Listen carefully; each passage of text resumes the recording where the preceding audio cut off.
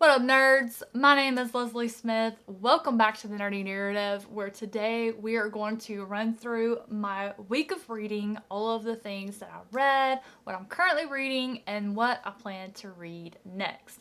Hopefully somewhere in this stack of books I'm going to talk about today, I'll pique your interest about something you might be interested in trying that you haven't heard before, or you've heard about it, forgot about it, and this will be your reminder to put that on your want to read list or add it to your TBR. That is the goal. It is always my hope as a literary matchmaker that I'm able to help match you up with a book that is perfect for you. Let's start with talking about the week. What did I do this week? I actually did not spend the entire week reading. I got out of the house a little bit. Chris and I went this past weekend to check out Epcot's Flower and Garden Festival for 2023, and we did film a little vlog. It wasn't intentional, as you will quickly find out if you watch it. That should go up. I'm actually going to start a separate channel, just a Leslie Smith channel, that's going to be vlogs that are not book related. I have put a couple up here on the channel, but after thinking about it, I thought, you know what? Maybe my bookish friends don't care about that stuff. Maybe other people who would like that stuff don't care about books, and it'll get the content all mixed up. So I just decided to create a different channel. When this video goes live, I don't know if I'll have that published yet. If it is, I'll link it down in the description below. But we took in the sights. We love that festival. That's generally the one that has the food I love the most. Spoiler alert, huge disappointment this year. We also went to see John Wick 4. Absolutely loved it, but we did that last night. Got home around 10:30, and then my dogs woke me up at 4:30 this morning. So I feel like a zombie today. But now we're going to talk about some of these books that I read. Because I was out gallivanting all weekend, I did not read a whole heck of a lot.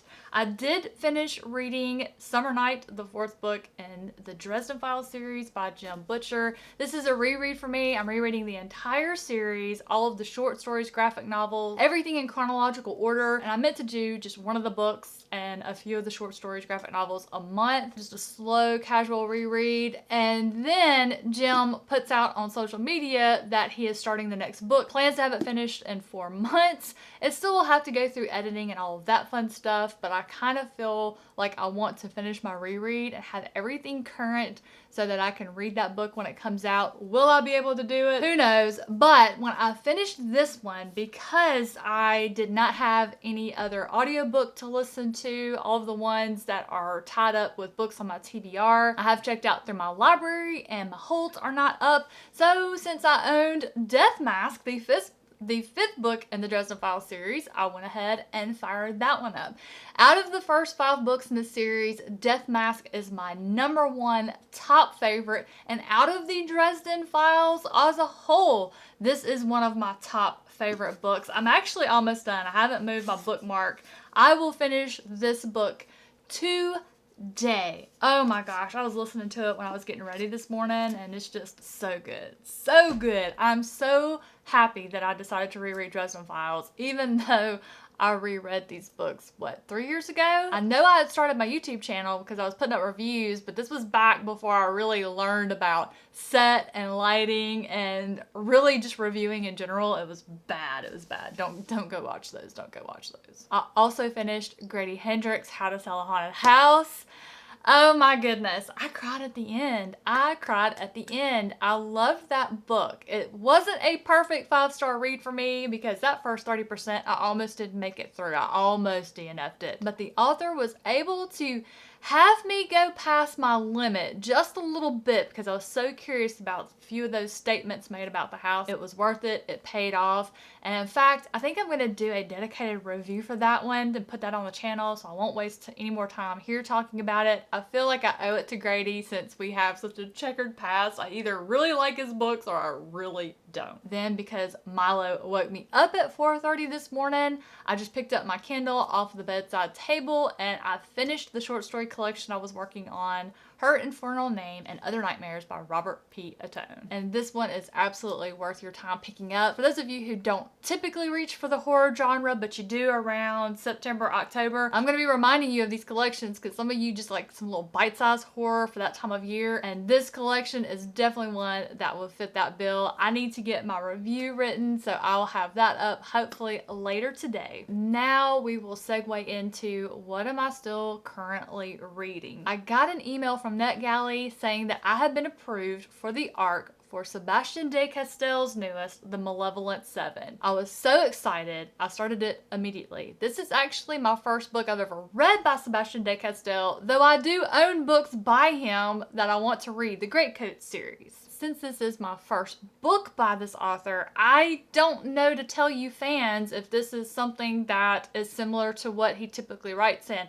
I can tell you I'm having a great time. When you start, there's a battle going on. There's a lot of action happening. I felt like I was just kind of thrown down in the middle of stuff. Had no idea what was going on, but I decided to just read and trust the author to get me where I needed to go and hope that sometime soon I was going to start getting a picture of what was actually happening. It takes a bit for the overall story of what's going on for you to get that. But the way it's told and the narration provided to us by Cade Ombra is just, his sarcasm and wit is just hilarious. I was having the best time just being inside his head. It gave me flashbacks to movies. Character would break the fourth wall to talk to the camera, to us, the audience, and tell us things. That's how the story felt framed to me, where Cade would not necessarily break the fourth wall to talk to us, but just how he would think thoughts inside of his head.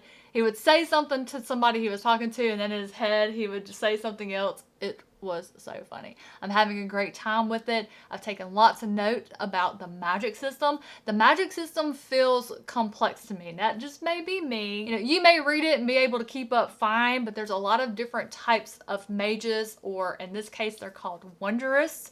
There's other types of beings involved. We have demons and angels, which I absolutely love. If you know me, I've always been a huge fan of any story that has demons and angels in it. Even though I got home late from the movie last night, I sat up for about another 30-40 minutes reading it. I was hoping I was gonna finish. I have about 10% left. That'll get done today, and then I will be writing a review and telling you guys all about it next week. I feel comfortable enough saying that if you are a fan of Sebastian de Castell, whether it be his Spellbinder series or Greatcoats, I think this is going to be one you will really enjoy.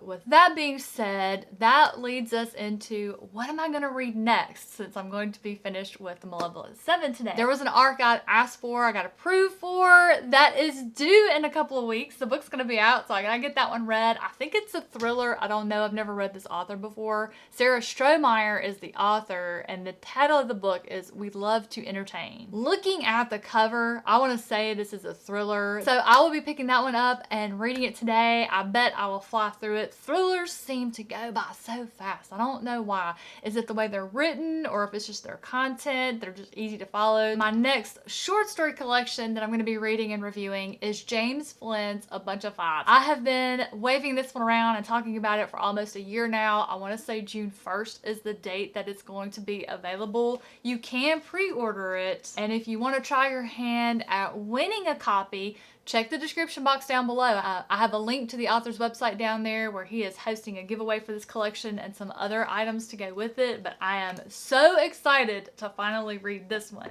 For my next novel after I finish We Love to Entertain, oh, a highly anticipated read right here. I'm predicting this is going to be a top tier read for me. This is Sadir S. Samir's The Crew.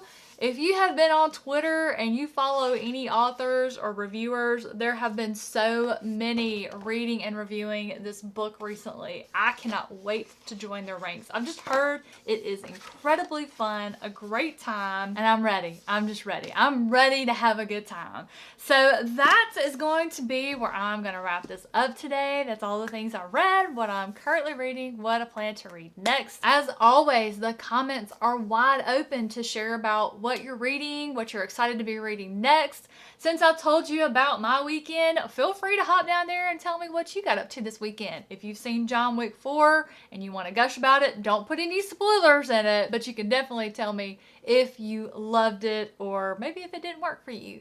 Y'all have a fantastic rest of your day, a great weekend, and I'll see you on Monday.